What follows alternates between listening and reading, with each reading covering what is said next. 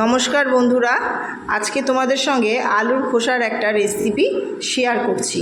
তো দেখো, আলুর খোসাগুলোকে আমি প্রথমে ভালো করে ধুয়ে সিদ্ধ করে নিয়েছিলাম। আর এখানে কড়াইতে তেল দিয়েছিলাম, তেলটা একটু বেশি পরিমাণেই লাগবে। আর এখানে 6-7 কোয়া রসুন আমি শিলনোড়ায় থেতো করে নিয়েছিলাম, আর একটা বড় সাইজের পেঁয়াজ কুচি করে রেখেছিলাম। তেলটা গরম হওয়ার পর তেলের মধ্যে আমি কালো জিরে ফোড়ন দিলাম, তারপর ওই থেতো করা রসুনগুলো দিয়ে দিলাম, দিয়ে হালকা একটু নাড়িয়ে দিলাম। তো এরপরে পেঁয়াজ কুচিটা আমি দিয়ে দেবো। তো তিনটেকে ভালো করে একটু কষাতে হবে যতক্ষণ না লালচে লালচে ভাব আসে।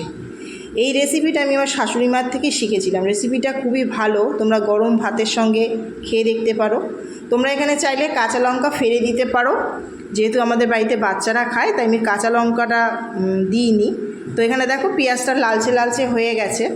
তো এরপর সিদ্ধ করে রাখা আলুর খোসাটা দিয়ে দিচ্ছি।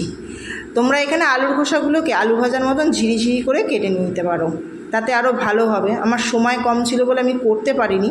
তো যাই হোক, আলুর খোসাটাকে ভালো করে কষিয়ে নিচ্ছি যাতে পেঁয়াজ রসুন কালো জিরের সাথে ভালো করে মেশে।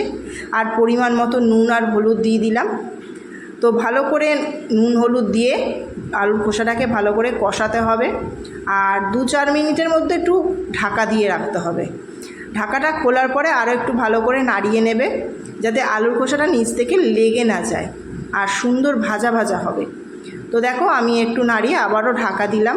ওই 1-2 মিনিট মতন ঢাকা দিয়ে রেখেছিলাম। তারপরে খুলে দেখো, আলুর খোসাটা বেশ সুন্দর একটা কালার এসছে, ভাজা ভাজা মতন কালার চলে এসছে। তো এরপর আমি দেখো 1 চামচ মতন পোস্ত এখানে দিয়ে দিলাম। এর ফলে এটা খেতে আরও ভালো হবে। তো পোস্তটাকে আলুর খোসার সঙ্গে মিশিয়ে ভালো করে একটু ভাজা ভাজা মতন করব। তো এখানে দেখো, পোস্তটা যাতে একটু ভাজা ভাজা হয় তার জন্য আরও 2-4 মিনিট আমি এটাকে ঢাকা দিয়ে রাখবো।